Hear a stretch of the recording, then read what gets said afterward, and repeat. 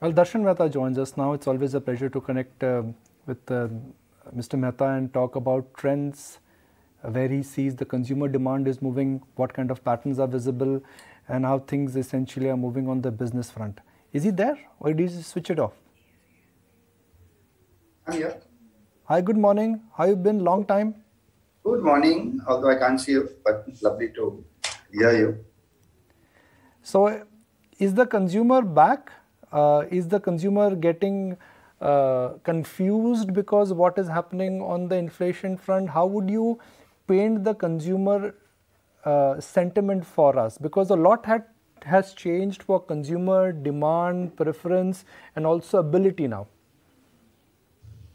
Well, the consumer, as in the consumption hand that she is showing, there is absolutely no confusion. I think the last 6-7 weeks, starting from last week of February, early March, till as late as last weekend, because I have never seen a stronger traction across our portfolio brands, not just at the very high end where we virtually own the market, but even if I look at children as a category, parenting and grandparenting as a category through Hamleys and Mother Care kind of brands, it is possibly one of the strongest demand patterns consistent that I'm seeing.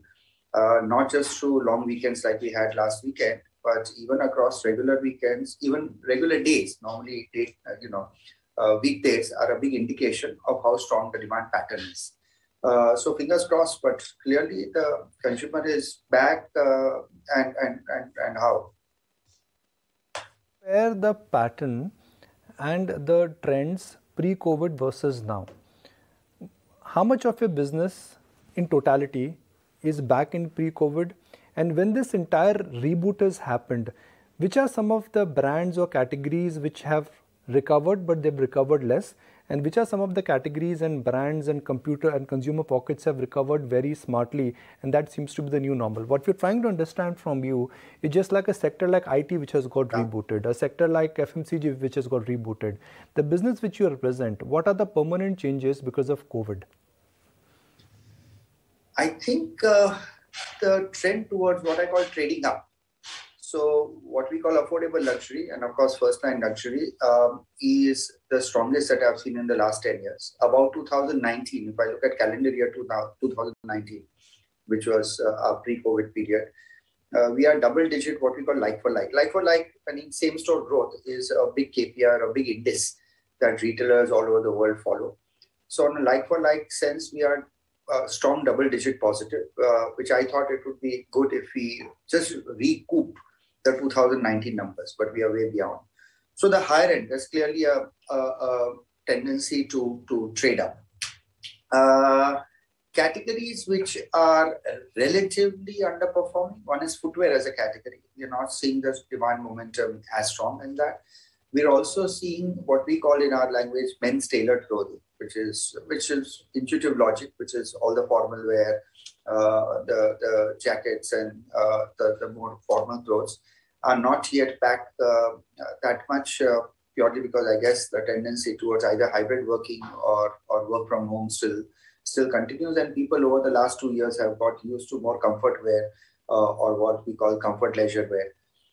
But even these are relative to the other categories underperform. But having said that, they are higher than the. But overall, across men, women, mainstream, masstige, prestige, affordable luxury, children's, most of what we call the discretionary spend of the portfolio. We cover the top 90 towns in the country. So I'm talking about the 90 town demand pattern, which is more than 70% of the discretionary spend in this country. That's all back in a very strong way. Back with a bang. That's certainly reason to smile. Darshan, hi, good morning. And taking a look at the latest news, 51% stake in Abu Jani Sandeep Khosla. And this follows, of course, what we witnessed with Manish Malhotra. There was Anamika Khanna. It clearly seems that you guys are lapping up a lot of these Indian luxury brands. Let's talk about the latest acquisition and what's the rationale in terms of picking up stake in most of these brands. So two things I'll mention. First is we've never had what we call a portfolio approach. So we value every partnership individually and not how it sits in totality of what we are doing. It's clear that after the first rush of what I call a bit of Western logo luxury consumption, clearly the Indian high-end consumer is coming off on his or her own, in the sense they use brands more as subservient to express their own personality rather than the other way around. In the past, when the Indian markets were just opening up, the big Western luxury brands were coming into the country. People are just buying the brand name rather than seeing how it fit into their wardrobes. That's at one end of the market. Secondly, in the meanwhile, thanks to this decade of competition, the Indian design talent, which has always been world-class talent, have started getting their own supply chain platforms, their own organization platforms, all in better and better shape. So having said that, we realize that this is a good time to start partnering, to start unlocking value in these partnerships. Finally, my job as a head of the organization is to create shareholder value. And we generally tend to take a 5+ year perspective and not a very myopic short-term view on that case. It first started with Raghavendra Rathod Investments. We have what we call a significant but minority stake in that business. We invested 4 years back, and since then we've been quite enthused with the kind of consumer demand and how these brands sit in the Indian consumer's wardrobe. Also, we are finding a lot of these used to be focused only on the bridal wear. Bridal marriages, all of that is still a very big part of the consumption. But outside that occasion wear, an evening dress, a day dress, what you wear to work, many of these brands are getting into footwear and so on and so forth. So I think the next 5 years we're going to continue to see the rebalancing of the wardrobe into as much talent out of Indian designers. And then, of course, all of them have cachets globally. Rahul Mishra, for instance, has been consistently showing at the Paris Couture Week. Many of them we have at least 3 or 4 Indian designers who won the prestigious Woolmark Prize, which basically indicates that these are talent which, if they're given the right platform, can have a cache of consumers globally. Sure. So that also is a focus. Okay, that's interesting to know. And we just had the long weekend go by and we saw that there was a trend of revenge travel. What about revenge shopping? I just want to understand, because you said, yes, things have opened with a bang, but what about the average spend per customer? Has that improved? And if I may just ask another question, are you worried that now with countries opening up for international travel and curbs being eased, that maybe the spends back home may go down, or that shopping may reduce back home? Yeah, it's an interesting question. So let me answer your second question first. That's always been at the back of our minds to say when the world starts reconnecting, because we had all got into isolated pockets of living. Will that consumer go back to spending abroad? The last 2 months of pattern shows that that's not the case. I guess one of the reasons is that the consumer used to traditionally spend either in Dubai, London, or when he or she is traveling, now has also tasted service back home. Now, the kind of service that you get in India is unparalleled. In fact, we have very high quotients of service expectations and delivery, which we are used to giving to our customers. Second is exchange policies, size exchanges, after-sales services, all of that. Again, if you're shopping in Paris or London, you don't get that. And the last bit is they've also discovered that the price delta, which in their mind, historically, which used to be a big number, is largely non-existent. Most of the pricing in India is maybe 5-7% up or down compared to what we call the European prices. They've also discovered that the finest, latest collections are here. So I think it's with the combination of all of that, the chances of that customer going back to shopping what's already available and accessible in India is less and less. I mean, do you remember the days when we all grabbed the last bunch of Toblerone chocolates from Heathrow Airport? Who buys chocolates on airports now, as an example? Because you've got confectionery available at home. Used to buy sneakers abroad. Now, all of that. So I think that migration or re-export of demand back home, I'd like to believe is a more permanent move, but it's still early days. As I said, I'm reading into 8 weeks of a trajectory, but fingers crossed.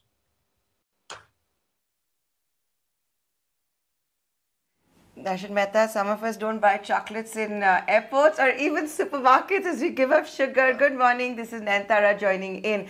As you go on this shopping spree, the announcement that came in yesterday, you've done Manish Malhotra before, Satya Paul, we know all the brands, Ritu Kumar. The question I think a lot of people will want to know, will these brands, will these garments stay as expensive as they are? I understand raw cotton, silk, prices all are going up. Will you come out with an affordable luxury brand? Will you do a house of brands like Thrasio? Will you have a super app for luxury labels?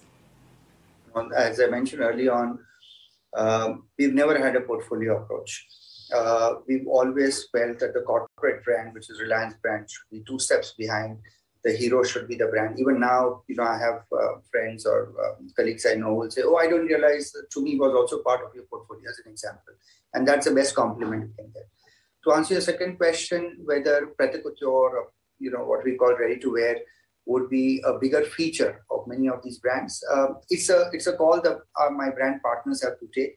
But increasingly, they do find that the occasion to wear, if you buy an expensive, let's say a 5 lakh rupee lehenga, chances are that that garment will not be worn more than 4 or 5 times in its lifetime. Not just because of the expense and the number of people who can afford that, but there is only that much occasion to wear. Increasingly, Indian consumers in their day-to-day or weekend lives or their travel lives want to be dressed better, and hence they want to have garments which are more affordable, but also have bigger occasion to wear. Maybe a nice garment should be worn at least 10 times a year, if not more frequently. And I think that's a trend that we are seeing. So a lot of the great handiwork and the craftsmanship, along with the aesthetic that Indian designers are using, is now also getting repivoted to creating this what I call more regular wear. Anamika Khanna, we partnered with a brand called AKOK, and that's a good example. And Anamika Khanna, the main line, of course, continues to be very sought after by for special occasions like marriages. But the AKOK garments are increasingly showing equal or more traction into wear at other occasions. So clearly, that's a direction to go, and that's been the direction internationally.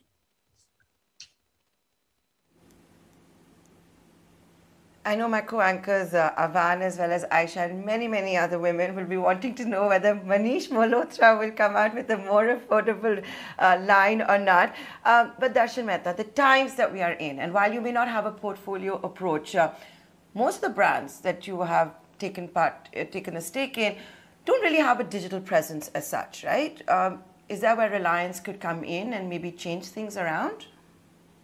So just to answer the other question, Manish just showed a line called Diffuse at the last Fashion Week, and it's already flying off the shelf. So that exists for all the women viewers you have. Online, clearly a stronger digital presence, a stronger supply chain presence, more institutionalization of their creative talents, building stronger organizations. These are all what we bring as complementary skills to our partnerships. So clearly, creating a customer outreach through more robust digital presence is very much on the cards.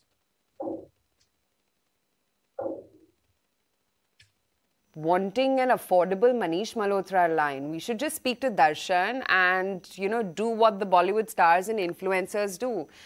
Get the clothes, do an Insta post, and we don't have to buy them after all. Right, Darshan?